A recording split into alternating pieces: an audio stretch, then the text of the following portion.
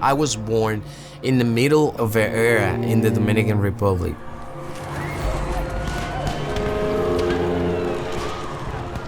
There was a lot of crime, people being killed. That was our reality.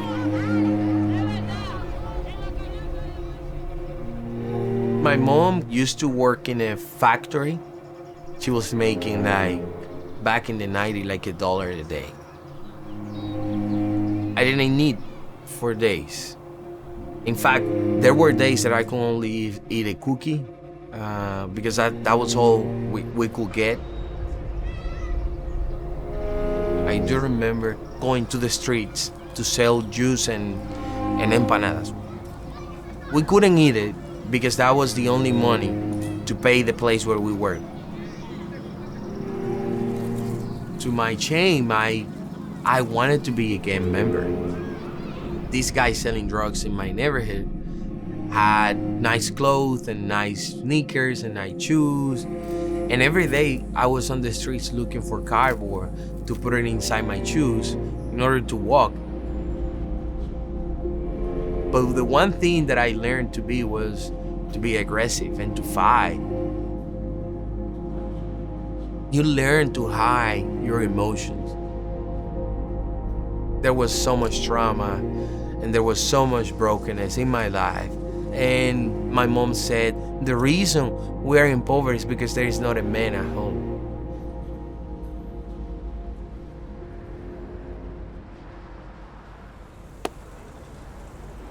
When I got into the Compassion Center, I was 7 years old.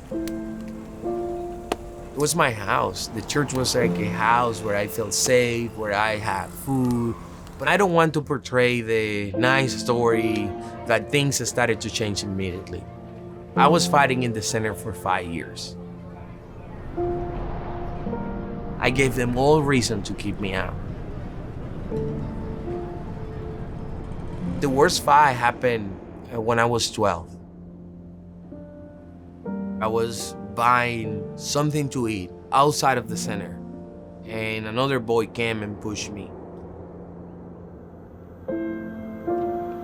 I punched him into the sidewalk, and immediately his eyes got open and his mouth.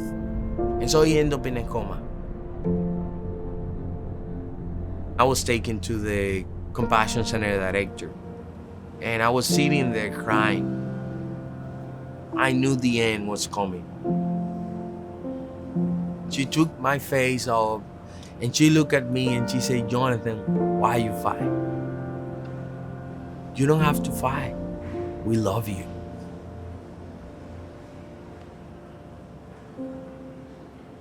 And that's the moment that I started reflecting on the path that I was taking.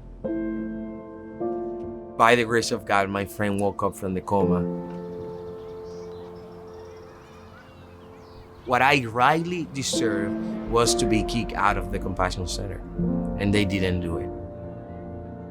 The same way Jesus died on the cross without us deserving any grace at all. That was the gospel right there. And that's the turning point in my life.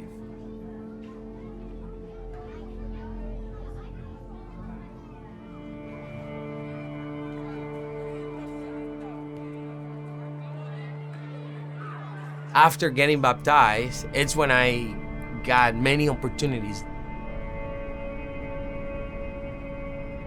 There were godly men who portrayed me the humble heart of Christ. They saw the material for a leader to be made.